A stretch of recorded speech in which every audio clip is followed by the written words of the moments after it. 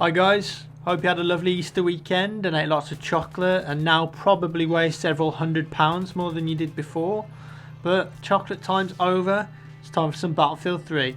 Today I'm bringing you my review of the post-patch L85A2 assault rifle, and I'm going to give you the basic stats of the weapon first before I start to give you guys my opinion on it, and also some simple tips that should help improve your game and your kill potential with this weapon.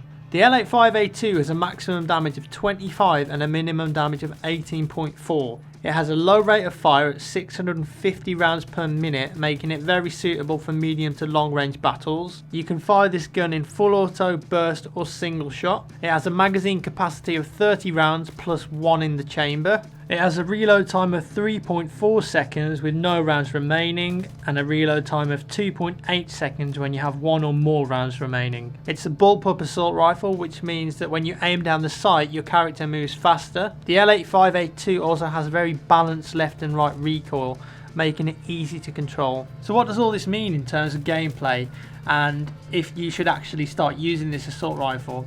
Let me start by saying that pre-patch I only ever used this weapon once or twice maybe, and I just instantly dismissed it. The iron sights are pretty horrible on it, and I didn't really like the recoil on it. It never really felt as good as the M16A3. Post-patch however, everything's changed. With the adjustments to all the weapons and the attachments, I'd have to say that the L85A2 is probably my new favourite assault rifle in Battlefield 3, which honestly surprised me. And if you haven't tried it out, then you should definitely give it a go and start using it. The low rate of fire on this weapon makes it deadly accurate at medium to long range, and when I say deadly accurate I mean it. You can take out snipers far away from you with this thing, get a headshot before they even think about shooting you. It's just that accurate at long range. If you put a heavy barrel and a foregrip on this weapon, then your first 2 or 3 shots will go bang in the middle of your crosshair. And even if you want to go full auto a bit more, then the low rate of fire and the consistent recoil of the weapon make it very predictable and easy to control, especially at medium range.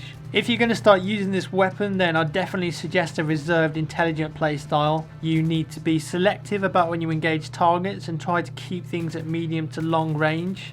Run with a med kit as well, and whatever your objective is, just approach it in stages. You can't really jump around and sprint everywhere with this weapon like you would with, say, the FAMAS or the AEK. You really need to pick a firing position, take out the bad guys and move on. The reason that I say that is because in close range combat, if you come up against a good player which has one of those weapons like the FAMAS or the AEK, which have an insane rate of fire, you're just not going to beat them unless you get the drop on them first, or if you finish them off quickly with a headshot. Saying that, however, you can still use this weapon in close quarters, and it's by no means a bad weapon at close range either. In my opinion, the hit fire on this weapon is pretty decent, and if it comes to that sort of thing, don't instantly dismiss it just because you lose a few close quarter shootouts. Just practice with it some more and you're absolutely going to love this weapon. One other thing I have to mention before I finish off as well that makes this weapon even better. So because the L85A2 is a bullpup, it means that you get the aim down the sight speed bonus. So what does that mean? Well, you can see in this clip we've got the M16A3 and we've got the L85A2. And with the L85A2 you move around quicker when you aim down the sights. And this can mean the difference between you killing a guy and him missing a few shots before he gets you. So don't forget about that when you're in a 1v1 with someone who's using a non-bullpup assault rifle, because that can really play to your advantage. In regards to attachments with this weapon, I've personally found that the heavy barrel and the foregrip is the best combination on this gun. It gives me good accuracy at medium to long range and pretty easy to control recoil. So that's what I'd recommend when you've unlocked everything for it. So there we go guys, hope you enjoyed this little review.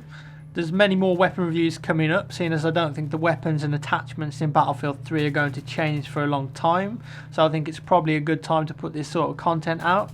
Have a lovely day wherever in the world you are, and I will see you in the next video.